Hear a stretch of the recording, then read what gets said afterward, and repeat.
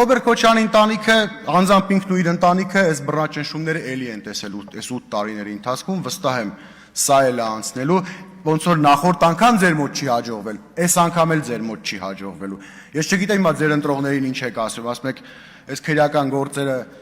հարուցել ենք, որ ինչը վերադարձնենք ձեզ։ Ինչ եք ասել եք, երևի Toyota-ն կապարակնքում ենք, բոլորիդ Corolla ենք բաժանելու, մի մասին ով մեր մոտ շտաբի պետ այլել, Prado-ներ ենք բաժանելու, տենց եք ասելու։ Էլ չեն հավատում ձեզ։ Ոչ մեկ չեն հավատում եւ դուք ձեր կողմից այս հանրային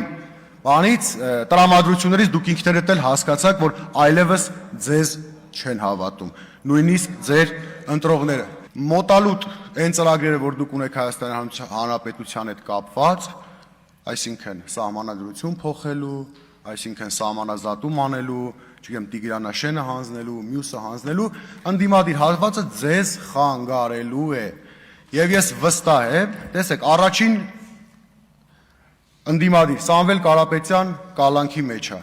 Ռոբերտ Քոչյանը երեք ինքը նախորդ օրը որդին, Գագիկ Ծառուկյանի հետ արդեն պարզա տեսել ենք։ Սա լինելու է նաև արտախորհրդարանական բոլոր այն ուժերի հետ ընդդիմադիր,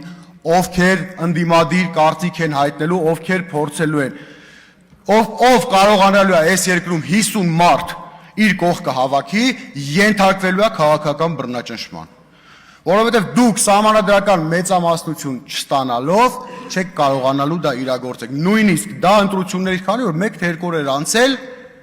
Հաջիևը, Հիկմետ Հաջիևը շտապեց Հայաստան, որ գա ասի, բա հիմա որ չեք ստացել այդ սահմանադրական մեծամասնությունը, ո՞նց եք սահմանադրությունը փոխելու, որտեղ մենք պայմանավորվել ենք խաղաղության պայմանագիր կլինի միայն այն ժամանակ, երբ որ դուք սահմանադրությունը փոխեք։ Չգիտենք, նախկին քարտուղար Արմեն Գրիգորյանը Նիկոլ Փաշինյանի ցուցումով ինչ ասեց Հաջիևին, երևի թե հետագայում դա